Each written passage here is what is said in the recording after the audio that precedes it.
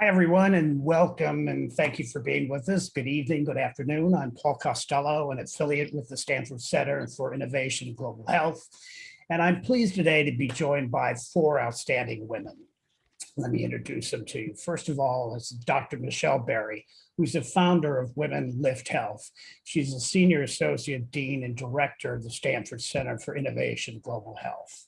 Amy Batson, who is the executive director of WomenLift Health. Sia Naroji, who is a senior director of global community at the Girl Up at the UN Foundation, and Christine Garoya, who is an assistant professor of National Emergency Medicine at the Yale School of Medicine. And I want to welcome all of you at this close of the International Women's Day, which, it's really a perfect day to celebrate women's lift health. It's clear, as many of you know, that there is a problem when women are 70% of the global health workforce, but hold only 25% of the senior roles. And to drive home that point, a study from the WHO and two partners, Women in Global Health and Global Health Workforce Networks, was entitled Delivered by Women, Led by Men. So I want to start there, and perhaps there's no better example of this leadership gap than a medical conference that Michelle Berry attended in Nairobi several years ago.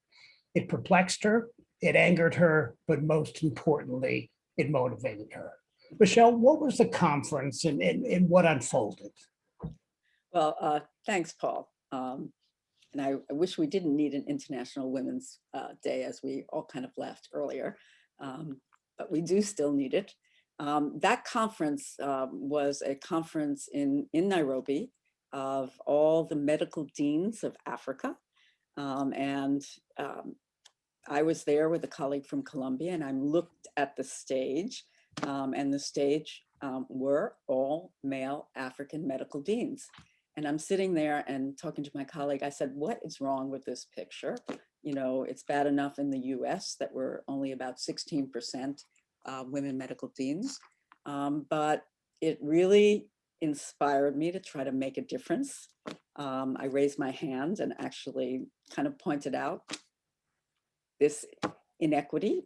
And fortunately, Francis Collins, the head of the NIH, was also on the stage. And he came up to me and said, well, what should we do about it? And I said, give me some money and I'll try to do something about it. But this was what really set me on the path. And fortunately, he was one of the initial people to give me some money to think about how to make a difference. And that was the seed of WomenLift Health.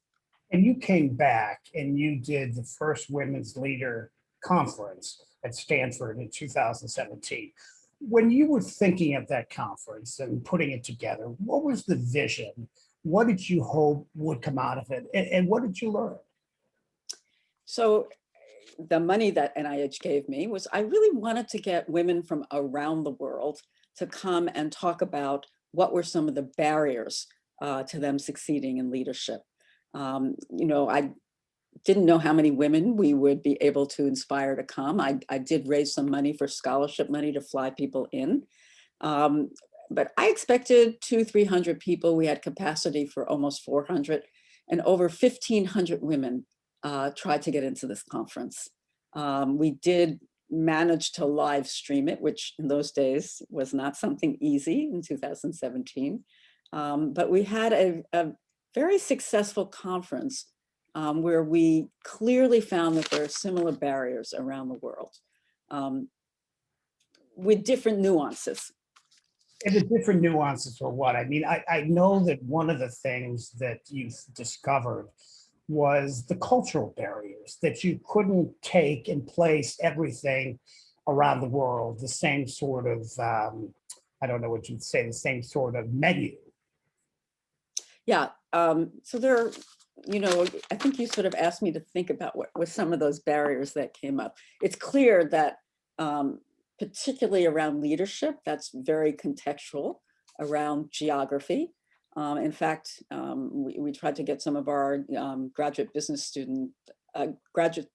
school professors to teach US leadership and how you walk with power and how you deliver yourself and executive presence is very different in Nigeria and Ghana, and can be even different within one country. So it's clear that there are leadership contextual styles. But then the barriers they were so similar in some of the other ways. Some of the ways that we talked about were work-home responsibilities, that often your career and where you're headed, whether it be tenure or in an NGO, were really during the time when you're trying to raise children, that there was tremendous systemic gender bias, really in impairing gender parity, because these biases were sort of stereotypes that were within one culture or another culture, but they were still there, whether it be subconscious bias, which is much more in high income countries, or overt bias, which we saw much more. Our women from the global South talked about that. A lack of mentors, as well as what I call sponsors, because I don't think it's enough to mentor women. You need to put women out there and sponsor them. This concept of a glass cliff versus the glass ceiling. The glass ceiling being, we all know what the glass ceiling is, we want to shatter it. But the glass cliff is where women are put into positions where they're bound to fail and fall off the cliff. Can you explain what happens there in the dynamic of the glass cliff? Oh, what happens is that often when a company is failing, or when a health system is failing, they'll take a woman and put them in charge, and not give them the resources and not let them succeed. It's a very common, and I think Christine and Gia, and maybe Amy can talk about specific examples. I've certainly been in that example for sure. Some of the, and then one of the other things that I thought were so interesting, we all know about sexual harassment, but one of the other issues that came up were these microaggressions, which happened not only in the US, but also in other cultures. To me, this was shocking that all of these barriers that we thought were high income were actually seen in LMIC. And it's clear we came out of that conference with a real need that we needed to do something, that we needed to not only engage women to address these barriers and give them some of the skill sets for leadership, but we needed to transform it wasn't about just fixing the woman, it was about transforming the setting that they were going into and the climate. And that's kind of where the seed of WomenLift Health came from. And then of course we had the gender pay gap, but that's a given. The gender pay gap has been there since 1905, when the first International Women's Day started. Amy, let me ask you a follow-up to what Michelle just laid out, and that is WomenLift Health was an outgrowth of the conference. When you and Michelle first started talking about WomenLift Health, and you probably didn't even have a name at that particular point, what was the vision? What did you see as the potential? And what did you personally feel that you could bring to the table? Well, yeah, so as Michelle was saying, this first conference, and then every year since then, there's been a conference that brought in more and more women and some men. It tapped into a real kind of movement, like a momentum, a passion to make change. And so what was the next step was then fantastic to have these conferences and bringing everyone together once a year. But what do we do in between these conferences? What are the actions, the concrete things that we can do to be better equipping women leaders to navigate their path, to be addressing these issues of organizational and societal change so that we had more gender-friendly environments? Like, how do we make that change? So that was the kind of big next step, which was really all about WomenLift Health, is taking on, thinking through that strategy, thinking through the real results and how we lead into that change.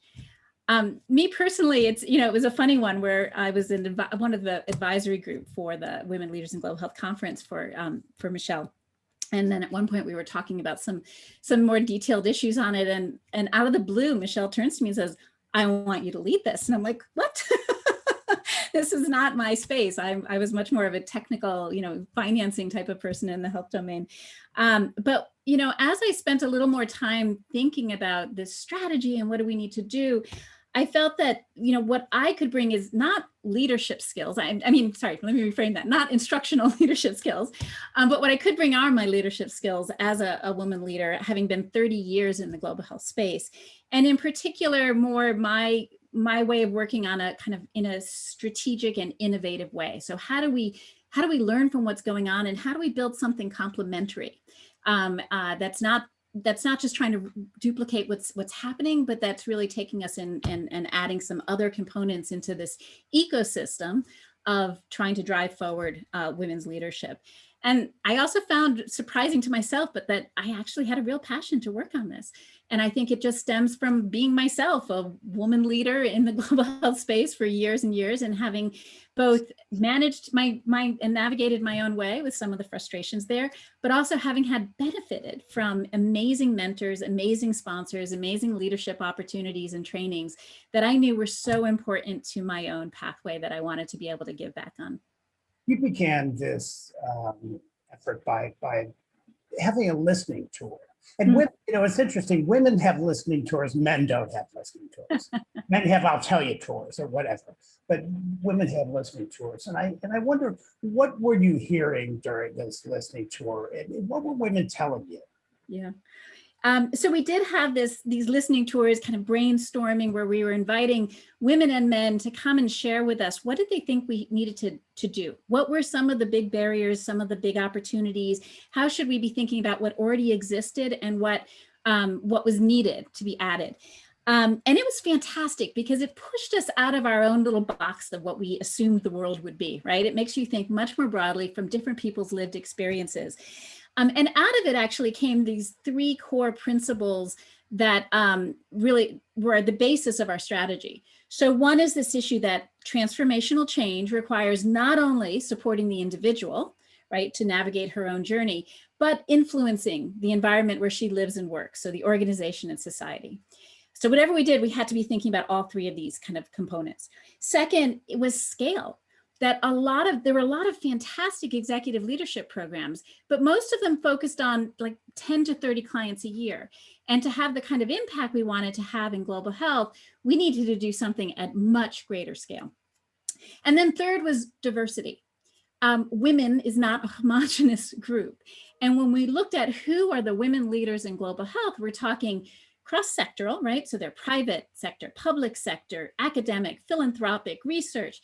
We're talking cross-disciplinary, the practitioners, the policymakers, the research, the managers, and of course, we're talking cross-cultural. So that, whatever we did had to be relevant for an academic woman leader in Stanford, as well as the matron in a Tanzanian district hospital, right? That these were 2 important types of women leaders that all had different needs. And how could we make sure that what we did was relevant? And so it was with those kind of principles, as well as them reinforcing the importance of coaching, the importance of mentoring, the importance of peer networks, and some of these various components that really helped us shape our strategy to be WomenLift Health. I want to ask both you and Michelle about the leadership journey before I go to Christine and Sia and ask them about their own leadership journey. Well, how did you come up with the idea of the leadership journey? What is it, and how did it come about, and what inspired you to think about that? Well, I can start, and Amy can probably finish up because she's pushed the leadership, and Shireen is on also. She's our director of the content.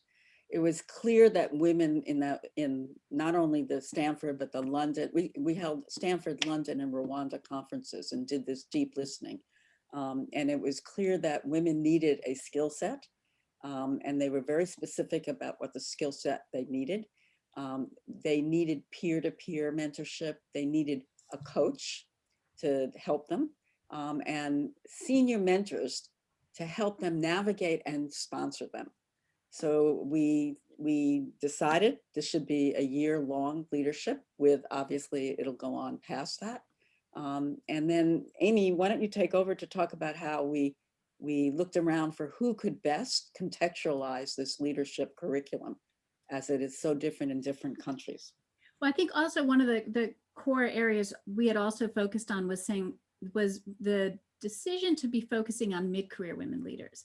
That when we surveyed the landscape, we felt, there were a number of great programs and a lot of emerging programs that focused on emerging leaders, right? Women that were earlier in their career path.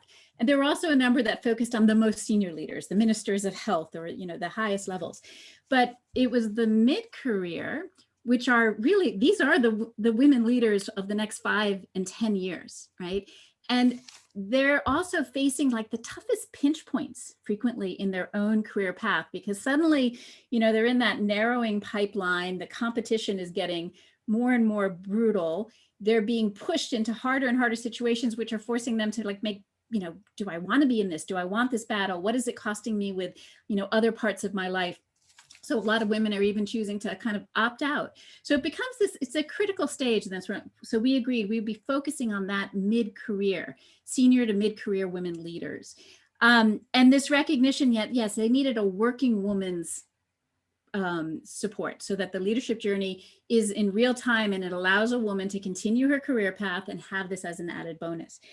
With, as Michelle was saying, the peer network, the tools and practices, the coaching and the mentoring, which were all very well-known tools to be helping people navigate their own way. These women, these mid-career women come to this program with enormous agency. They are incredible women leaders now. And so this is not about teaching them how to be a leader. This is about giving them additional tools for them to use to navigate their own way, to be expanding their voice, to be increasing, their ability to use their voice, use their expertise, use their leadership talents to have maximum impact. And so that's how we designed the whole leadership project. And we partnered with a great partner, the Center for Creative Leadership, who is expert in executive leadership type of training. Shireen Bond is our leader in our group that is overseeing and managing this, designing and managing this whole program, and working really closely with CCL, Center for Creative Leadership, in terms of designing the curricula, putting together all of the different components, including one important piece is a leadership project, so that each woman leader comes with a design of something that she's seen needs to be done to improve that kind of nexus point between gender equality and global health outcomes. And these leadership projects become an important part of their own leadership journey as well. And so, so that's where we've been taking it. And that's a great introduction to Christine and Sia. And before we talk about the leadership journey and what that has been like for each of you, what's your own personal journey? Give everyone an example. Tell your story. How did your personal journey, how did it coincide with this journey, the leadership journey? Why don't we start with you, Christine? Absolutely. Well, thank you so much, Paul, and everyone on the leadership team for WomenLift. This has truly been an incredible experience, as you've sort of heard encapsulated by both Michelle and Amy already. For me, my personal story starts in Nebraska, of all places. So while I was born in Nebraska, my last name comes from Kenya, and that's where I grew up and I was raised for my formative years. I returned back to the US to do college, medical school, and have continued on as faculty at Yale. However, I've returned back to Kenya now to do my research and continue my academic career working on public health issues in Kenya back home. And so for me, it was a really interesting journey of reconciling not just being a US-based individual, trying to work along these cultural barriers that you've already heard mentioned about how does a woman stand herself up, right? Communication, deference to men, right? Quite frankly, as part of the culture, deference to elders, and how do I make myself present and affect change in spite of that while returning home? But even more challenging, I would say for me, was doing the opposite. Right. So I've been raised in this culture whereby you are supposed to sort of sit in a type of a box, whereas that is not what's favored for hiring, promotion, recognition, et cetera, in the US culture. And so I've really had to learn and engage to be able to break out of that box per se, so that I'm able to, again, not just be successful for myself, but be able to advance those that are coming also after me as I mentor and so on. And so the Women Lift journey was honestly just such a great opportunity. I think, as you've heard, embodied, and I personally didn't know all of this backstory and its creation prior to this event, but it's really a focus on the individual. It's an focus on the systemic as well, and it's advocacy. And I think those three things are what make this program so successful and so important, so meaningful for us in the program today. We can talk about that a bit more. Thank you. Sia, tell us about your personal journey. Thank you so much, Paul, and thanks for having me. It's wonderful to be on this panel with these incredible women and gentlemen. So I have something in common with Christine. I was born and raised in Kenya and in Tanzania, so East African, born and raised. I came to the US for college. And so that's what sort of brought me here. I have always been surrounded by powerful women. My grandmothers were trailblazers, my mother, my sister, all powerful women. And my family has been involved in social justice struggles for as long as I can remember and going back. So I come from, I think, a very strong background of commitment to social movements and social justice. When I came to the US for college, I attended Bryn Mawr College, which is a women's school. So again, sort of deepened and broadened my network of very powerful women and supports. So have never discounted the power of being part of a network of women. So that was the thing that really drew me to WomenLift Health, not kind of knowing, okay, what would this leadership journey look like, but oh, wow, another amazing network of women to plug into. I think I came at it with this commitment to social justice, I think with some of that enforced humility and non-hierarchical frameworks, and not really thinking about leadership or myself, pushing myself forward as a leader. And so what the program has done for me, actually, I think, as Amy said, it's a group of mid-career women. It's a group of women who are already leaders. For me, it was the light bulb going off and saying, hey, wait a minute, I've been doing this. I am a leader. This actually is leadership. And recognizing that and having that mindset shift. And then that recognition of, okay, when you claim that leadership, what can you do with it? And so that for me has been the exploration and the learning through the journey. When we spoke last week, I told you both that I was reading some recent research into what blocks women's careers and advancement. And one reason is entitlement.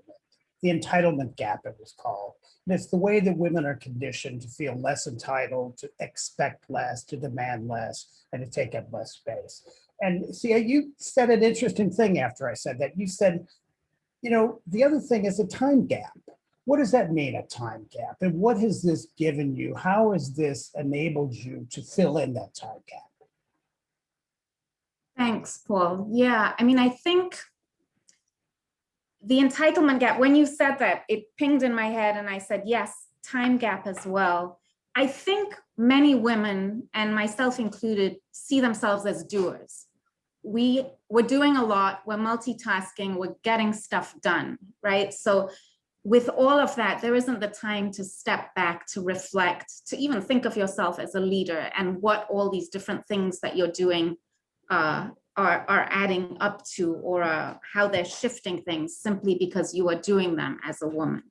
So what the program has done, and sometimes it's been a struggle, it has forced me to carve out that time to focus on myself and to invest in myself. And it's not always easy. We have sessions twice a month, sometimes more. They're during the workday. One of the great things about the program is that your workspace has to sign on to it and sort of support you in that commitment. But even so, making that time with the long to-do list can be a struggle. But I've never come out of a session feeling like, ah, I wish I hadn't spent those 2 hours with those women. And what it does is it forces me to invest in myself.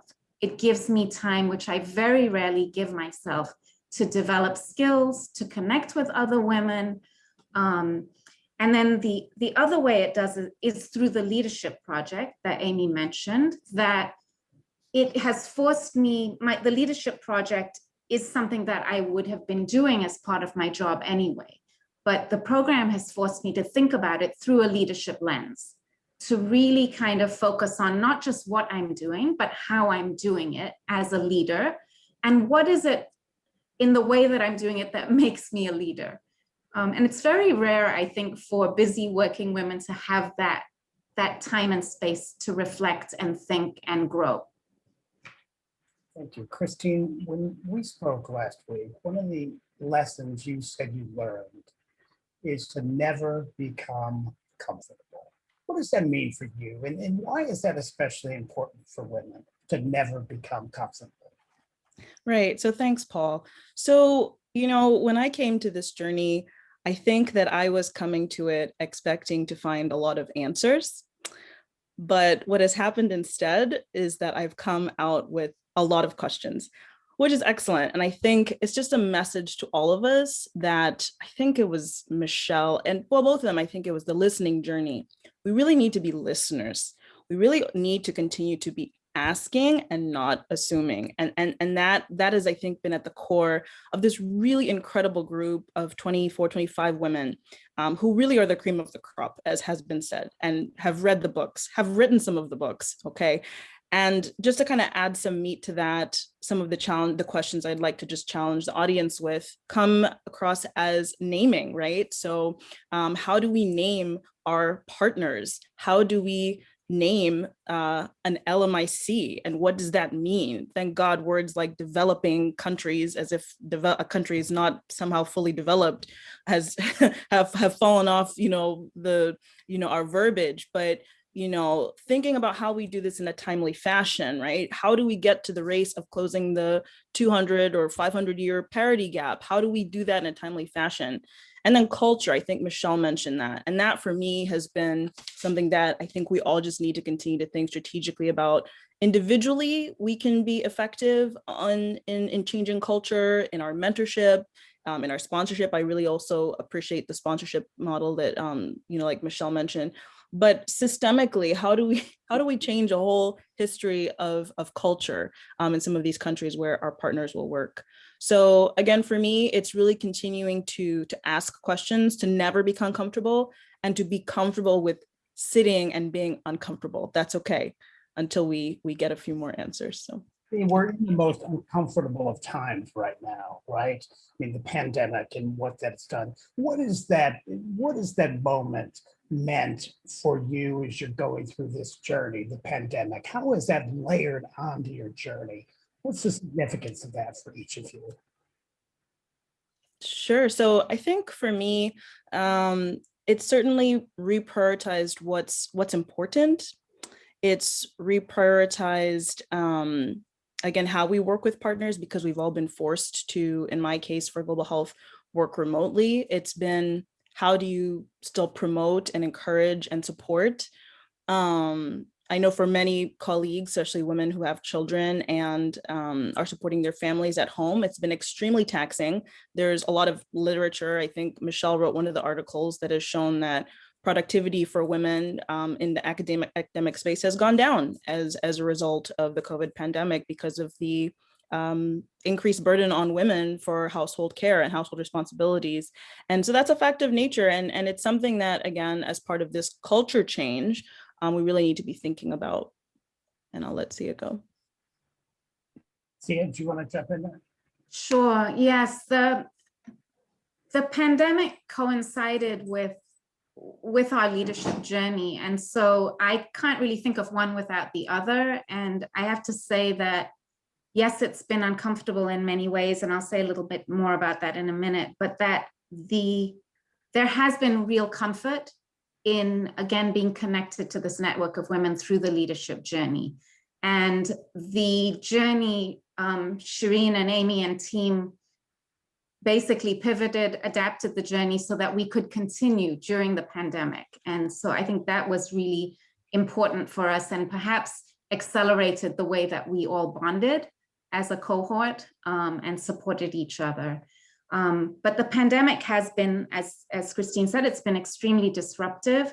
I was leading a program that I'm now in the process of actually closing down, transferring ownership of it to our partners in India.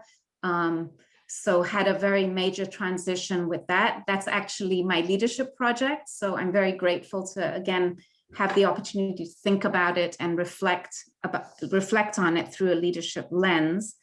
I had to find another job in the middle of the pandemic, which was difficult, and really had the support of this network of women who said, we'll do what we can, we'll help you. It really made a difference. I think, as Christine said, the pandemic has shone a light on the multiple responsibilities that women are carrying. And so as leaders, we've been able to talk about that a lot, and we've had the space to do that.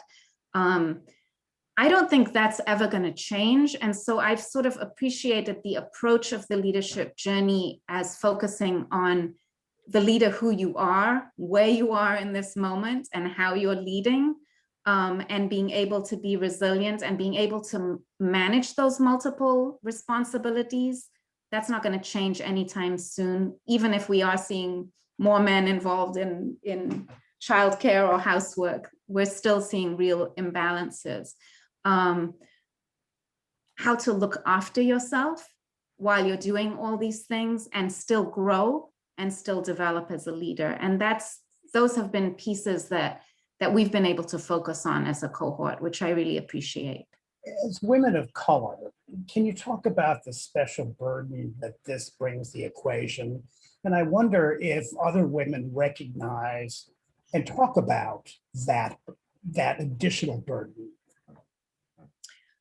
Well, we're a pretty diverse cohort. And by diverse, I mean diverse in many different ways. I often joke, when you look at the field of global health, there are many of us with brown skin and black hair, and you may assume we're all Indian, and we're not.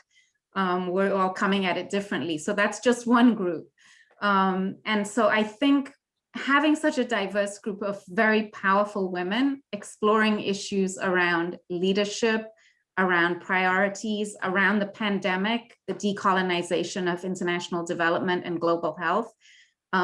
We have, with our facilitators, had the space to explore those issues.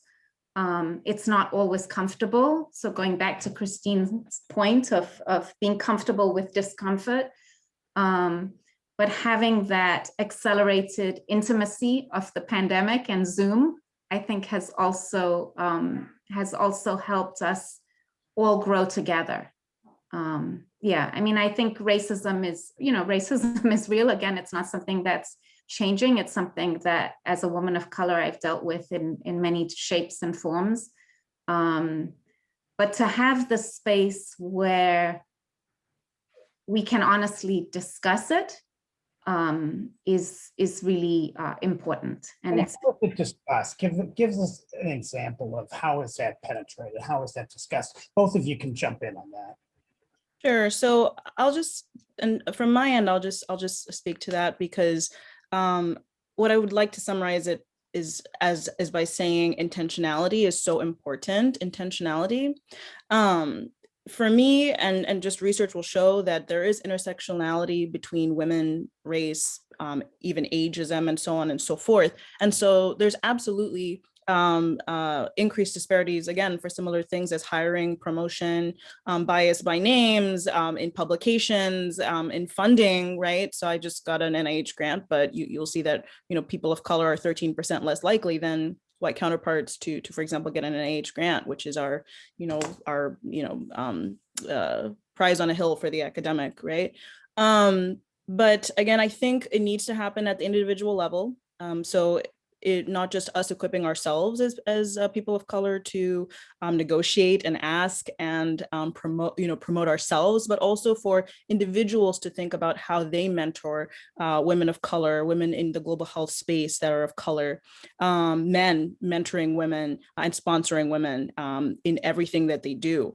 And then also institutions, right? So there's good evidence around benchmarks and quotas. As much as it may feel artificial and forced and undesirable, the fact is, unfortunately, systemic racism still does exist. I think JAMA Internal Medicine did a recent podcast on that. We all, I think, watched a certain interview yesterday that shows that it still does exist. And so sometimes having structural tools or interventions that then counter some of that hard to measure bias can counter that in the interim until we get better solutions. And so not stopping at implicit bias training, considering how many employees we're hiring of color, how we're promoting them, reimbursing organizations, departments, institutions that are mindful and successful at these quotas, and so on. Go ahead, Sia. Did you want to jump in? Yes, yeah. I think, with the events of last summer and sort of the refocus on racism and social justice, I think another dimension that women of color leaders have had to deal with we are often relied on to be the spokesperson or that person to tell the institution or the team or even your boss, how it's all supposed to be navigated. And that's an incredible burden, particularly when you as an individual or your families may be struggling with the realities of racism on a daily basis, and then every event can be traumatic. I think what I have appreciated, Paul, you were saying, well, even beyond the talking, what happens? What I think I've appreciated in the talking and in the conversations that we've had as a cohort is the honesty and the willingness to share experiences and to accept that everyone is bringing themselves with all the different identities that they have to the conversation. It's not always comfortable, and it is being done in a deliberately intimate space with facilitators, with very skilled facilitators. So that's helpful, I think, in moving the conversation along. If we are that generation who's taking it forth, who are the leaders, who are then mentoring the next group of young women, we have to be able to talk to each other. We have to change the dynamic amongst ourselves. And I think going back to the overall WomenLift framework of dealing with both the individual and the systems at play, the people in those systems make them up, right? So if we can do that amongst ourselves and then go out in the world and do that better, then I think we will see some progress. I'm wondering if you both have seen or heard friends or colleagues say, you've changed, you've been on a path of self-discovery. Have you gotten feedback from people who have seen sort of growth, have seen change, who've seen self-discovery? What's that been like? Christine, why don't we start with you? Sure. Yeah. So, I think that I've felt a drastic change in myself.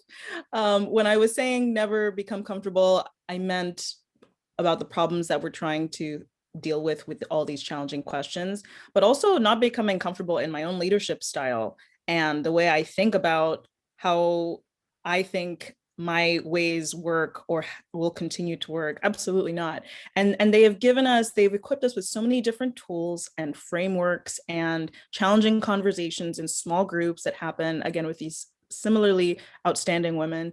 And it's really challenged me.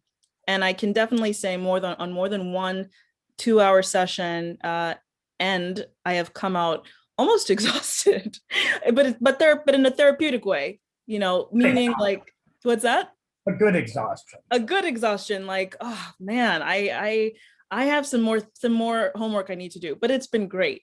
I'll just give one example to flesh that out. We had to all take a leadership style assessment, and it was just eye-opening to think, there were some things that I thought I was pretty bad at that I ended up being, better at than I thought, and thinking on how to improve that leadership style. But there are other things that it was like, hey, actually, these things, maybe you should try to work on them a little bit better. And here's how, and here's why they might actually make you more effective. And secretly, I've used it in meetings over the last 2 weeks. And you can start to see, people's connection or eyes opening up. And it's like, okay, well, I think WomenLift might be onto something here. So, so it's been really great, Paul.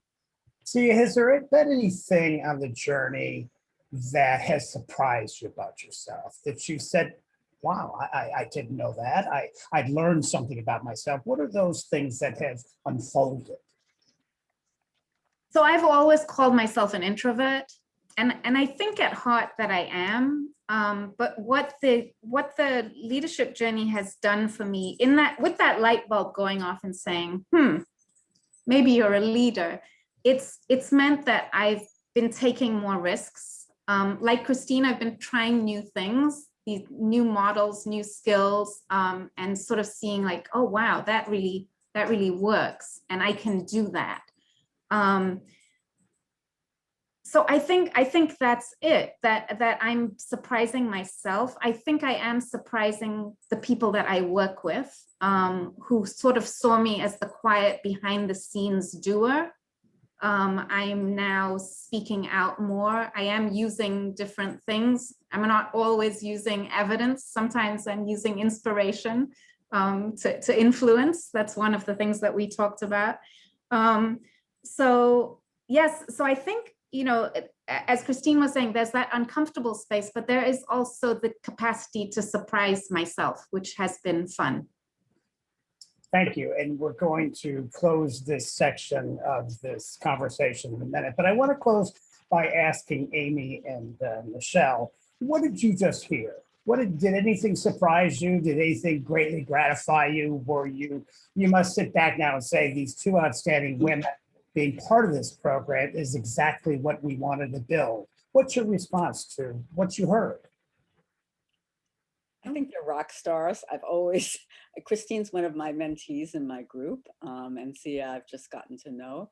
But it's incredibly gratifying that they're using the skill sets that we're trying to transmit. And I don't think you're ever too old to learn those skill sets. I myself would like to sign up for this program. But Amy, what were your impressions? Yeah, no, it's incredibly inspiring. And when I get to hear, Christine and Sia and some of the other women in the cohort, it's like, okay, this is worth it. This is what we're these are the women leaders, and anything we can do to give them any more tools, any more support for them to be navigating their own journeys to being, the most effective leaders, contributing their talents to the utmost is what it's all about. And it's all about now, how do we make sure we're bringing this out to more and more women around the world?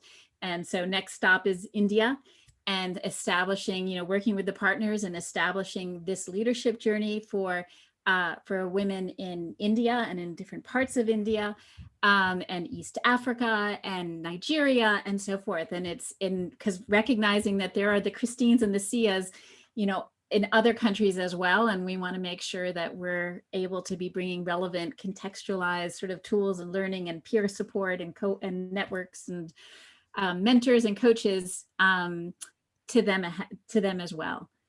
So yeah, every day is just it's inspiring, and we're fortunate to get to do it. Thank you. I asked Michelle last week, what do men need to do to participate in advancing women in leadership? And Michelle thought for 1 minute, and she said, radical listening. To all the men who are out there, radical listening. Now I'm going to go to questions. And the first question is, how can one make systemic change without becoming disheartened or burned out?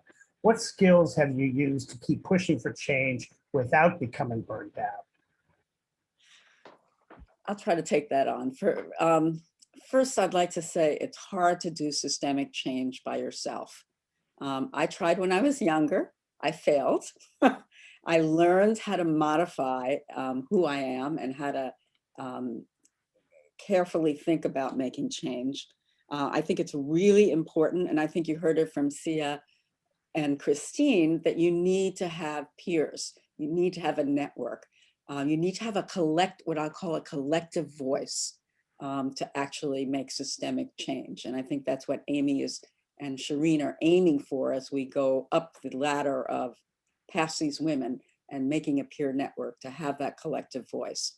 But you never should stop, being the gadfly. And I'm going to give a plug for March 10th, where I'm taking on salary equity and transparency at Stanford, because I think it's a necessary subject. It's with the Faculty Women's Forum. So to me, joining the Faculty Women's Forum gave me a collective voice and a perch to run this very, I hope, provocative panel to see about all the secret retention bonuses that happen, because we know everybody says it's gender equity with salaries, but we all know that doesn't happen. So it's a long answer to how to make systemic change. Collective voice. Thank you. There's a question for Christine. How did you break through that box to create your own path in global health and transitioning your work to your home country? Any tips for young women aiming to carve a path with similar treads? Yeah, I love that. Thank you so much, Avanti. So I just wanted to start off by answering that question and saying that it is hard. Okay, it is hard. It is not easy. I think there's a nice image that's shown of the quote, tip of the iceberg for success, right? So people see kind of that tip. They don't know just how much you have to kind of go through to get to what you want to accomplish, but it is possible. And that's the awesome thing. And I'm definitely an evidence of that. When I came to Yale for my global health fellowship, I had a specific idea and a specific topic in mind. And I think that's where you really need to start. I wanted to affect change on non-communicable diseases in Kenya, my home country. And so that's point number one, specific topic. Point number two is promoting yourself. So I cold and cold emailed all of the prominent health research organizations I remembered back home growing up as a child. And a couple of them actually responded to me. Matter of fact, one of them was the former director of Kemry Wellcome Trust. His name is escaping me now, a very prominent researcher in the UK, and said, hey, Christine, yeah, actually, I do have somebody and you should work with them. And sort of the rest was history. The third point I would say is leveraging relationships, right? And I think this is unfortunately something sometimes that we as women don't feel so comfortable doing. We don't want to ask people, or we feel like we're bothering them, but no, absolutely not. So some of the excellent partnerships I've had with researchers there led me to, for example, be on the team for the Ministry of Health of Kenya, doing the first ever national study on NCDs. And that was literally because of leveraging relationships, yeah? And then the last thing I was going to say was, I think Michelle was saying surrounding yourself. So surrounding yourself with people who believe in you, getting mentors immediately and sponsors, hopefully people who can see something in you that they sponsor you to these positions or connections or whatever else to be able to move forward. And so with that, you can do it. So I encourage you, if you have a drive and a passion, just start mapping out exactly what you need to do to get there and start moving the pieces around to accomplish what you want to target. Great. Let me ask Sia this question. As current MD, MPH candidate with an interest in global health, what is a good way to be an advocate to help limit the occurrences of implicit biases that occur not only in the clinical or community setting, but also here in the US and abroad? So I can try to do this, but please, anybody else who has an answer for this, because I think it's very hard to do this in a culturally sensitive way abroad. That's a step you need to take very gently, and maybe not at all, but we can talk a little bit about that. But certainly here, Michelle Mello at the law school has written a fabulous paper on how to stand up when you see a microaggression. She calls it, actually it comes from a term where kids who are bullied, they're taught to, I forget what the term is. It's not stand up. She uses another, do any of you know what the other term is? it's a New England Journal article. It's a wonderful perspective on how to call people out when you see this microaggression. She gives you actual tools and wording on how to actually call people out in a sensitive way. So it's MELLO, Michelle Mello in the New England Journal Perspective. It's a whole listing of tools. And then abroad, I'll turn it over to Christine, and I am very, and Sia, and Amy too, because she worked overseas. I'm very careful about calling out implicit bias overseas. I feel like it's not my role. My role is to make a difference in the US, and when I'm in another country, I'm a guest of that other country. Now, obviously, there's a point to where you can be pushed when you see overt things happening, especially around human rights. But Christine and Sia or Amy? I think building on what Christine was saying about how you occupy different spaces and the tools that you bring to bear to be comfortable in them. So even when there are microaggressions and there is discrimination, I feel like in addition to promoting yourself, you have to be clear about why you're in that space. So like Michelle said, what is your role in that space? And some of us are operating in the spaces in between.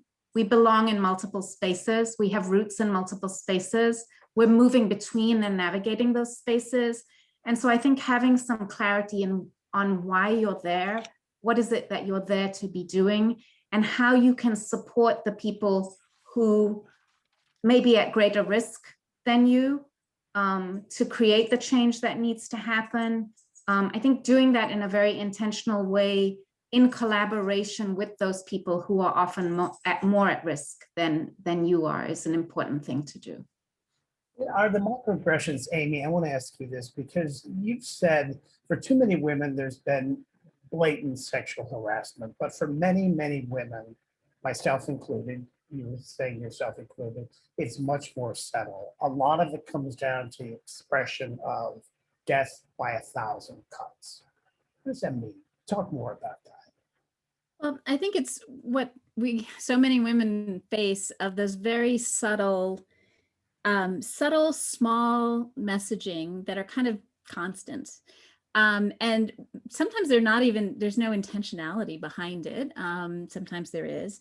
But they end up shaping your perception of how others perceive you as a leader, and therefore that also ends up sometimes influencing your own sense of your leadership. And so, for example, having male colleagues get referred to as being you're very assertive. It's just great. He's very assertive. He's going places. He has a clear vision of where he's going to go and he's going to get there. And then a woman colleague gets referred to as, well, kind of strident, very pushy, a train. They're just running you over to get to where they're going. And so you end up having the exact same behaviors, which in one case are being described with these sort of positive accolades associated with kind of the characteristics of male leadership. And yet for a woman, they're often described in sort of maybe not quite as positive, that then make, step back. Well, am I being pushy? Am I being strident? Is there something wrong here? And so it leads to some kind of self-questioning. And it's part of the societal, and institutional kind of norms and biases that just somehow, get reflected. And so it's those kind of very small things. They're all too small to call out each individual one. And yet they can often add up to creating some kind of powerful messaging that can shape a bit of how you feel about yourself as a leader, or recognize or not recognize yourself in the leadership role that you're in. Christine and Sia, take us into the future. Take us a year, 2, 5 years from now. How has this program changed you, and where do you see yourself going? Because you now see yourself perhaps quite differently than you have previously.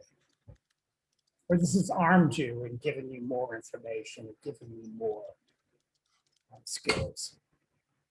Yeah, so that's great. So I think for me, this journey intersected with me thinking more strategically about leadership positions, leadership big L, because I am a leader small L in multiple different arenas and leadership big L in some, but I really wanted to be strategic in using my voice as a woman of color as well, and engage in those spaces because of that in particular. And so this has really given me the tools on thinking about how and where and why I do that.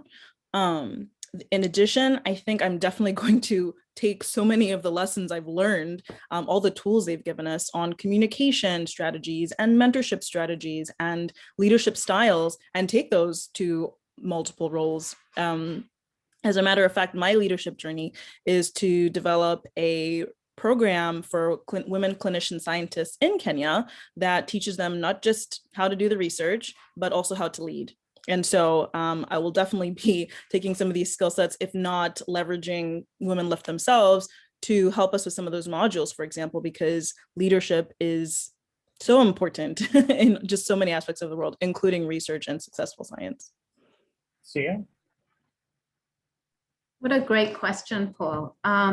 So the leadership journey intersected with many things. As I said, it intersected with my change of job, and my new position is as Senior Director for Girl Up, which actually is an organization that is mobilizing 85,000 girls in 125 countries to strengthen their leadership skills and ability and to advance gender equality. So I don't really believe in coincidences anymore. My leadership journey also coincided with me getting older and just feeling like I've reached a stage in my life where I need to give back, where I realize my work in gender equality now needs to be about supporting the next generation of leaders. And here I am in this position now, surrounded by 85,000 girls who are just ready and poised to lead. So for me, actually going through a leadership journey and thinking about my own leadership, I think has positioned me really well for this job, and to think about how I can support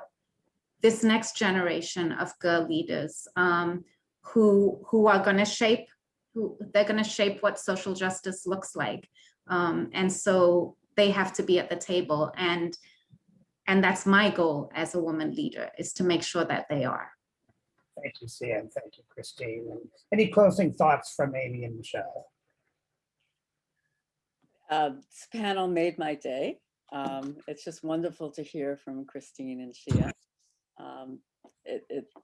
It makes everything that we're trying to do tangible. And it's great to hear your voices. Yeah, I know it is always a pleasure.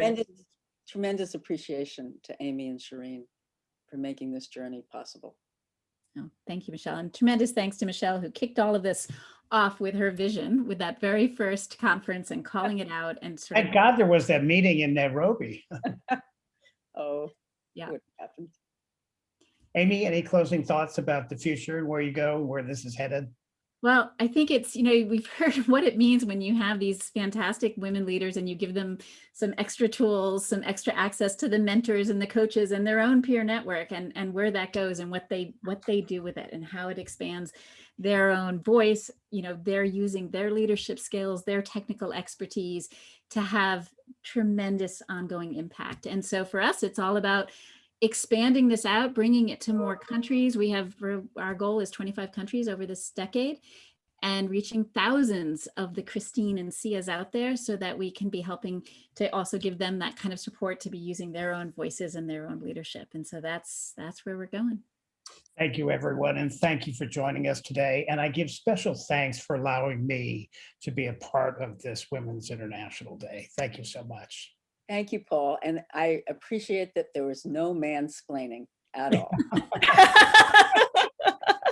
Take care. Bye-bye. Thank you. Bye-bye. Thank you very much. Bye.